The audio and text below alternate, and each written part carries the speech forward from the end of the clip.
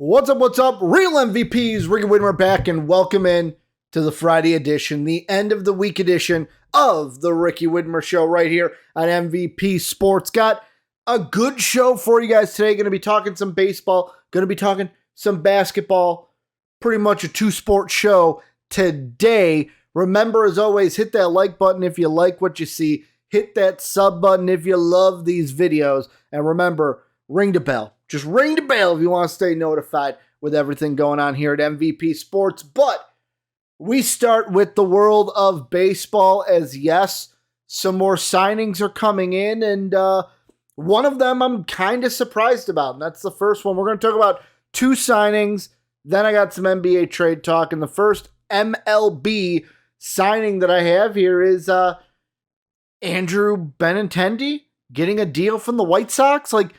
I saw this come across my watch. It went vib, and I went, that's weird. And I scrolled up, and I was like, holy crap.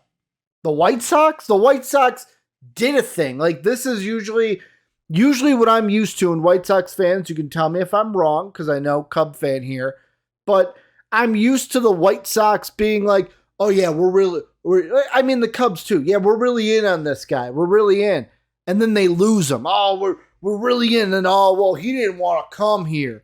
It was his fault that he didn't want to come here. You finally get a guy, though. So, kudos to you, Andrew Benintendi, being a guy that the Yankees traded for last season. He was with the Royals. You played against him a lot. He was the enemy for most parts of his MLB career, but Yankees trade for him. Kind of has had some injury, not serious injuries, but been banged up. But overall, really good player. He's a guy that's going to hit 300. He's got a positive WAR. He'll get on base. He'll knock in some runs. And this is something that the White Sox definitely, this is the type of signing that the White Sox needed, especially after losing Jose Abreu to the Houston Astros. The deal, I have not said it yet, 5-year deal, 15, I think it's 75 total, averages out to 15 mil a year. And the whole reason why he's not with the Yankees still is the rumors I was kind of seeing is that he wasn't really a New York guy, didn't want to stay with the Yankees long term. But you guys don't care. White Sox fans don't care about that. They're excited.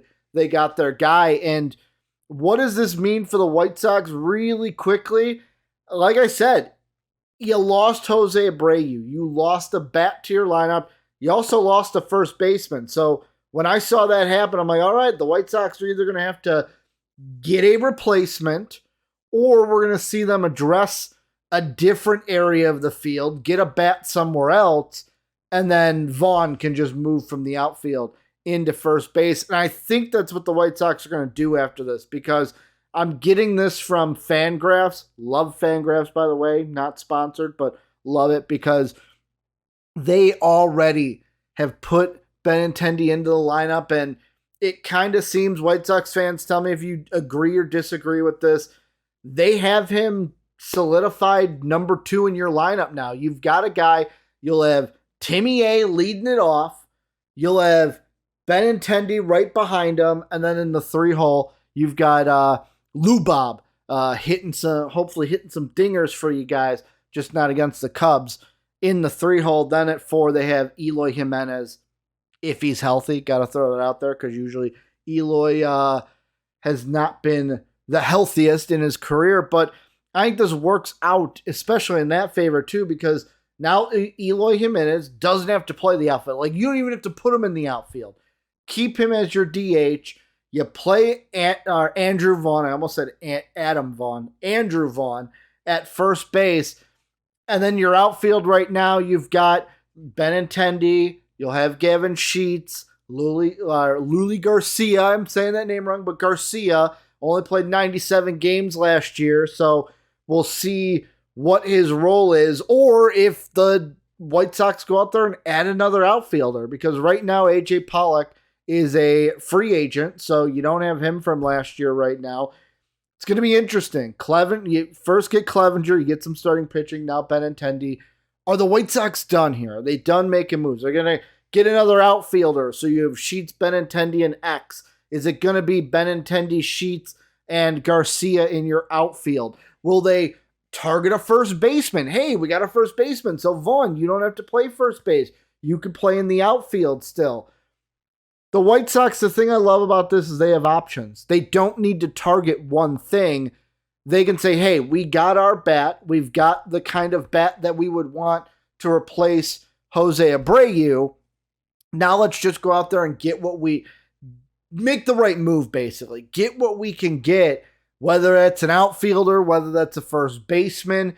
They've got some options, some variables here that they do not have to like zero in on one guy and say, nope, we need an outfielder and we can't get anything else. No, it's nice to have options in life, no matter what you're doing. It's nice just to have options. But yeah, I feel like this is a win for the White Sox. Great deal. It's not a lot of money. $15 million a year is manageable.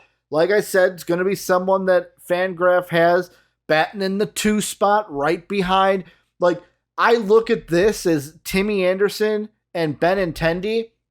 This could be the White Sox version of Mookie Betts and Trey Turner. That same kind of like, hey, we have 2 guys that can hit leadoff 1 and 2. Because that's how the Dodgers had success with that. Mookie hit leadoff. Trey Turner could hit leadoff. Same thing here. Timmy A leadoff. Benintendi could hit leadoff. I think that's going to be a great thing for the White Sox. But obviously, as I always say, let me know what you guys think down below. White Sox fans, how excited are you? And what do you think the next move is? Am I wrong? Am I missing something? Let me know down below in that comment section. All right, and let's move on into the second deal. And it's still the American League. And we're dealing with a player that used to play for the White Sox. So a little bit of transition there, we call it in the biz. And Carlos Rodon signs a deal. Used to be with the Giants, signed a 2-year deal before last year. Said, hey, I had a pretty good year. I'm going to opt out of this second year, test the free agency market again. And he got a bag. He's getting a, 6-year deal, $27 million from the Yankees. This is basically the Yankees, in my mind, why we've seen Benintendi move on. Hey, you didn't want to be here. I don't know if we want to, with Judge's contract, I don't know if we want to pay you that much, but we definitely need starting pitching. We'll go ahead and pay Carlos Rodon.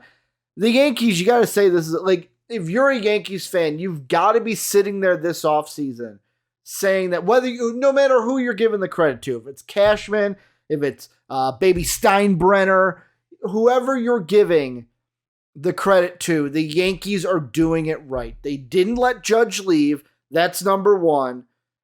And now they're attacking a need. I said at the Judge video, when I talked about Judge signing, I said, what are they going to do? They need some bullpen help. They need starting pitching.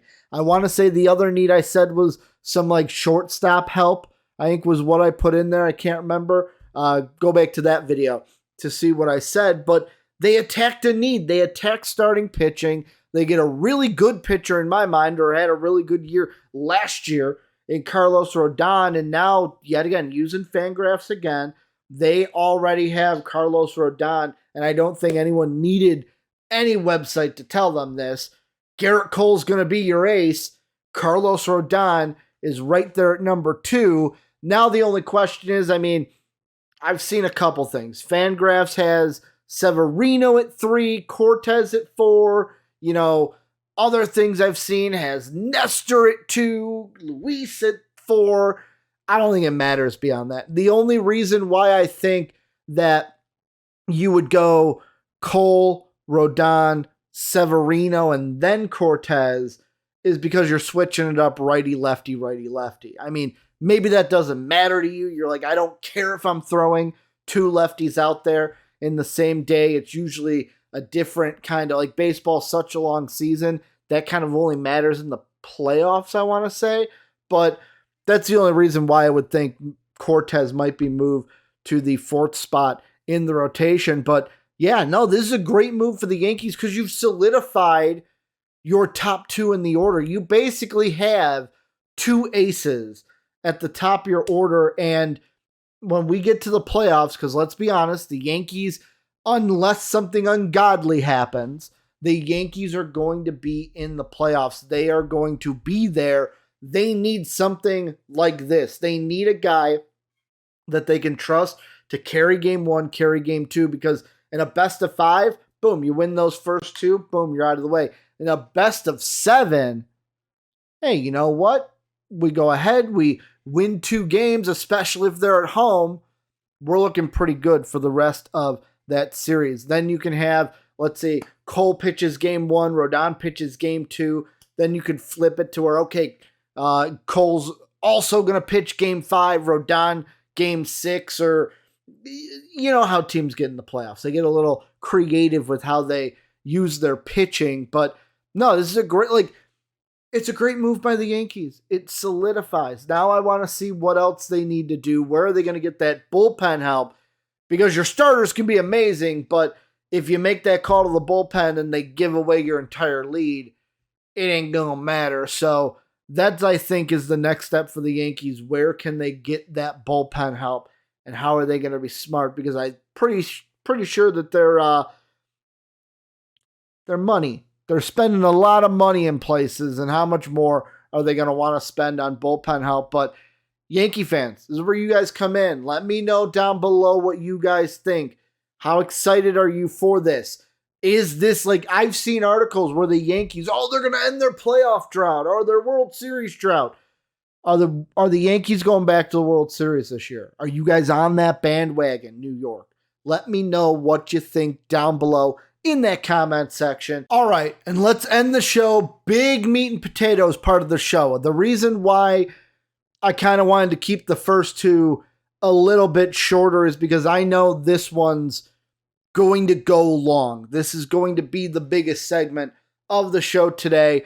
We're talking about, when it comes to the NBA, we're going to be looking at trade rumors. We're also going to be focusing on an individual team, and that team is the Golden State Warriors. And the reason why, kind of a 2-pronged approach here.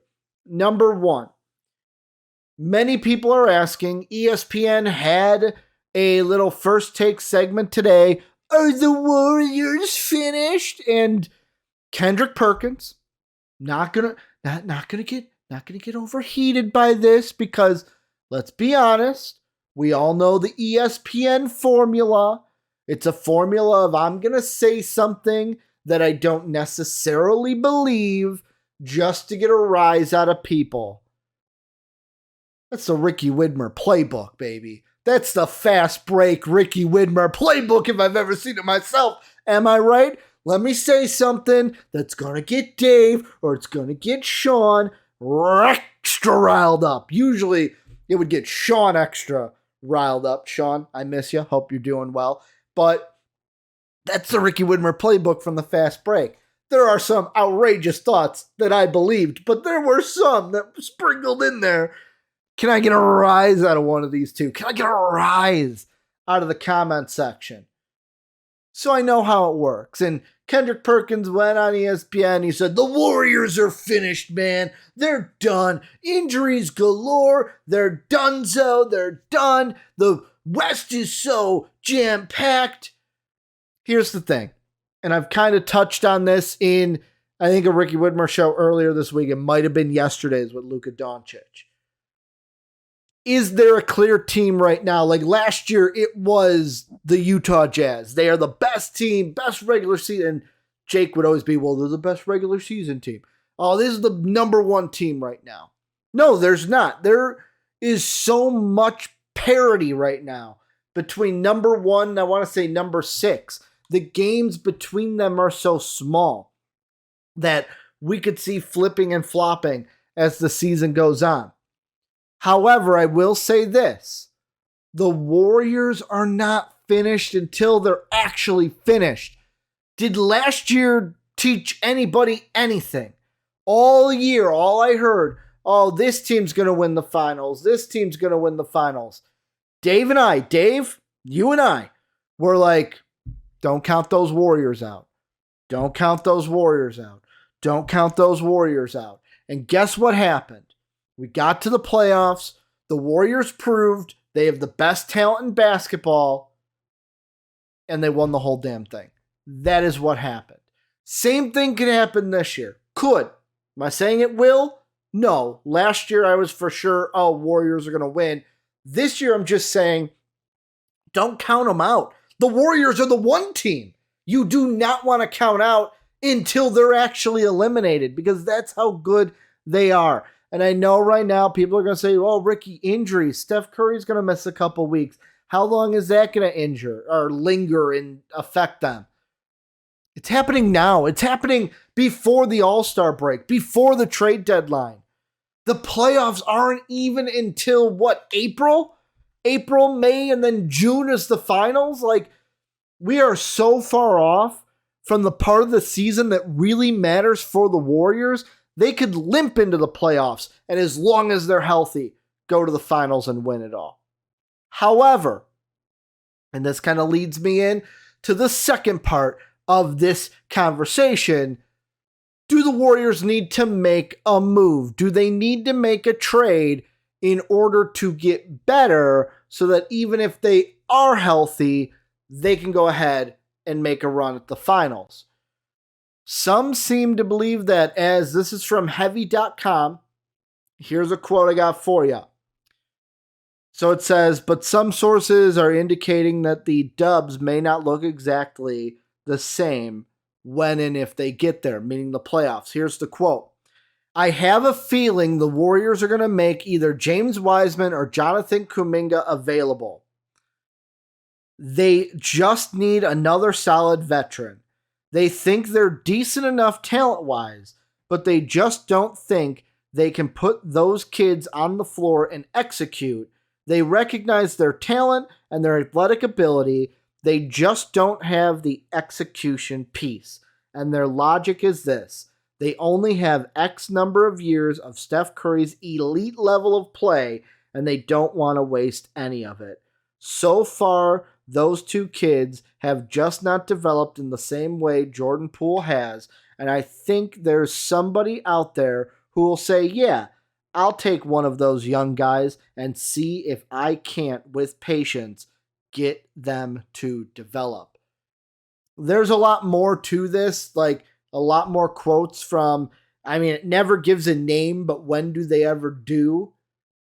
I'm going to put the article down below in the comment section. Go ahead and read it. It's a fun little read to see, hey, how some execs kind of feel what's going on. And with this, I thought we would do something new here on the Ricky Widmer Show. I got the trade machine up, baby. We're going to look at some right now. Instead of me just spewing them out to you, let's go ahead and look at some. And here's the first team, because I've already kind of workshopped these so that they're a little quicker, so I'm not hemming and hawing and doing all that. I think the first things first. The Western Conference, I don't think the Warriors are going to make a deal with a Western Conference team. Two reasons why. One, why would your opponent want to help you get better? Number two, why would I want to give my opponent pieces that are possibly going to help them get better over time? The only two teams I see making a deal with the Warriors from the Western Conference, maybe the Rockets, maybe the Spurs. But none of my trades that'll be in this video happen with those teams. I'm focusing on the East, baby. That's where I'm going. First thing I'm going to, the Detroit Pistons. Now, I will say this before we get into the exact trades. I am not an NBA trade expert. I will say that. There are the one thing in the NBA that I kind of, with some players, I kind of misgauge value a little bit of, how important is this guy? How much could you really get for this guy? So this is really a conversation. We're talking it out, you guys and me. What's the target here, though, with the Pistons? I think it's Bojan Bogdanovic. Because the whole thing, what we are targeting, what the Warriors are targeting, is a veteran or veterans that can help them in the playoffs. Bojan has been there. He's been there with the Jazz. He's also a guy, being a shooter, can fit in with what the Warriors want. He fits with their system in my mind, or could gel with their system. Here's the problem, though, with this. In order to get this done, maybe you have to add in a third team. But look at that contract. You got $19 million for 3 more years. First off, I like the 3 more years because if it works, and that's the thing, you're banking on it working. If it works, then you're sitting there going, okay, I've got him for 3 more years. Steph's contract, 4 years. We're not wasting any of that elite time that they were talking about, that elite level of play that Steph is at. The problem with that 19 is Wiseman's only 9.6, Kuminga's 5.7. If you tried this deal right now, financials wouldn't work out. You would still need to cut 2.71. For the Warriors, that's easy. They could come down here. Ryan Rollins is on the roster. Boom. You know what? I'm just adding him. Boom, it's done. The money works. Here's the question, though, with this deal. And this is my question out to you guys. Let me know down below. Is Wiseman and Kuminga for Bojan straight up? Would giving up those two be a fair value in your mind? Because I feel like in some cases I look at it and I go, well, if you feel like they haven't developed, then yeah, go ahead. Bojan would work with your team. But I could definitely see some people saying, whoa, I'm not giving up both of those for Bojan. I'll give up one of those. Problem is contract with Bojan then. And the reason why I think then the Pistons, let me give the flip side, the Pistons would make this deal is because I think they signed Bojan thinking with a healthy Cade, let's see what this team has, and if we make the playoffs, fine. Let's see what we have. We have draft picks. Let's see what we can work with. Cade's injury has kind of changed things. The Pistons are now in the Victor Watanabe sweepstakes. You have a really good shot at Victor. If you're not number 1 right now, you're number 2. You have a good shot at that number 1 pick in the Victor sweepstakes. So I think Bojan, obviously everyone does, is going to get traded somewhere. You could also take on a Wiseman, take on a Kuminga, because I think the Pistons, I know what you're saying, why would I take on Wiseman if I'm just going to draft Victor? First off, what if you don't get Victor? What if you lose the lottery, don't get Victor? That's 1. 2, this is a team that I feel like can take the patience. That, with patience, I can develop these guys. You still have Wiseman for another year. You still have Kuminga for 2 more years. The Pistons could be the team that develops these guys and actually has the patience, because there's no rush for them to make the playoffs, that they can go ahead and say, okay, let me see if these 2 players could work on my team with a Cade Cunningham, with a Jaden Ivey. Maybe your lineup then is kind of looking like, and I'm kind of thinking about this off the top of my head, you're then looking at a lineup of potentially, you would have Cade at the 1, Ivy at the 2, Kuminga and Sadiq Bey at the 3 and 4. You can switch them. Want like Kuminga at the 4, Bey at the 3, whatever you want. Just wangs galore. The only problem is then at the 5. Right now you have Beef Stew. Do you look to trade then Beef Stew? Wiseman, does he become your backup? And you say, hey, you know what? We'll let you play behind Beef Stew to let you kind of ease into things. They'll have options then. They will definitely have options. And then if you're thinking Beef Stew over Wiseman, you can always then look to trade Wiseman next year to try to get more. However, also, what if the Pistons trade Sadiq Bey too? I'm not saying they should. Rumors are out there, though. That makes it a whole different story. But the Pistons are the first team that I looked at. Second team I looked at, my Bulls, baby. I looked at the Bulls and I went exactly this. This is exactly what I did. And yet again, Maybe a little Bulls biasy here. I don't know. Usually I've got the sea red blinders on. Blinders are more like this. The sea red blinders. Maybe I've got the sea red shades on is more what I'm looking for. The pieces that I think the Bulls could give the Warriors that they would be wanting. Number one, give them an Andre Drummond. Give them a formidable piece that they can play behind Kevon Looney, who can grab boards for them, who can be a defensive stopper at times for them, so they're not just paper mache down there in the paint. You can then do rotations. I would wonder what a Draymond Green and Andre Drummond back or front court would mean. But the other guy, and yet again, I would hate if the Bulls traded him, but Alex Caruso could be on the move, and that would be another one of like, this is not the offensive firepower. This is the, hey, we have Clay, we have Poole, we've got Steph, we've got Green, like we've got offense galore. We need veterans that are going to do the dirty work. Andre Drummond, rebounding is the dirty work. He will go ahead and do it. Caruso, he's also somebody, why we valued him so much when the Bulls got him from the Lake Show, is he has that experience with the Lakers. He's been to the playoffs. He's done things in the playoffs. That's how he got this contract with the Bulls. The Lakers let him go. I still don't know why they did, but I look at it and I go, these would be two pieces. Honestly, like a DeMar would be what you'd really want, but like the thing with the Warriors is the contracts. They can't go for someone that's too big. Right here, it's about 12 mil. This is less than Bojan, and you're getting two veterans for the price of one. Here's the only thing in my mind. If I'm the Bulls, then I'm giving you two veterans.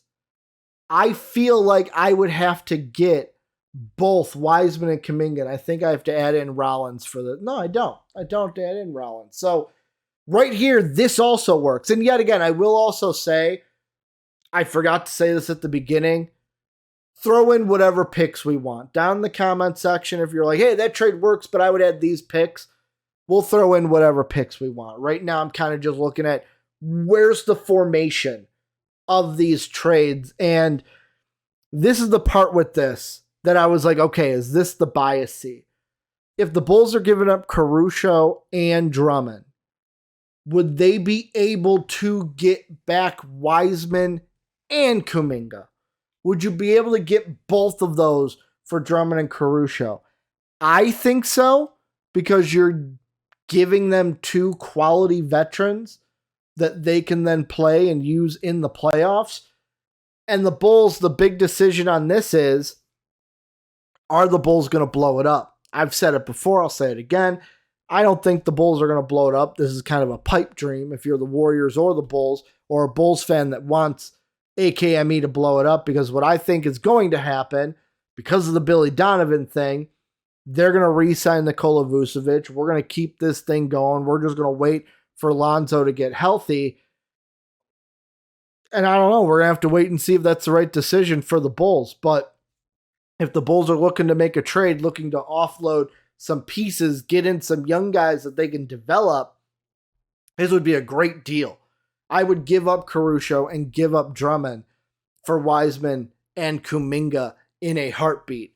The last one I wanted to throw out there, this is not a Ricky Widmer one. This is just one I saw. Remember my comments at the beginning. Saw an interesting one for the Utah Jazz. The Jazz would get Wiseman, Kuminga, and I think the Warriors would have to add in a first here. That's the trade in a heartbeat. Wiseman, Kuminga, and a first for Lauri Markkanen. And the reason why I even thought to bring this one up when I saw it, I can't remember what blog page. I think it was I want to say it was the Golden State Warrior fan-sided page, which first off made me think, okay, it's a homer. Like, obviously it's a homer deal. But I thought about it a little bit, and I was like, oh man, if the Warriors could pull this off with how Markkanen has played this year, that I think would also be a really good deal for them. They have him then for 3 years. We don't know if the Markkanen the next 2 years is going to be what we've seen this year, but if he's done what he's doing for the Jazz, why can't he do it for everyone plays better when they're on the Golden State Warriors? Question is, and like I said earlier, what do the Jazz think their chances are of winning the finals? They're playing really good ball right now. Why would you want to help out the Warriors, set yourself back, unless the Jazz are looking more long-term than right now? If they're looking more long-term, take the projects. But I don't think that, this would be the deal that I would love for the Warriors, but I just don't think it gets done. I wanted to mention it, though, because, as always, I want to know what you guys think down below in the comment section. Let me know what you guys think about anything that I talked about today. I want to thank you guys for everything that you do, watching, supporting. Hit that like button if you liked the video.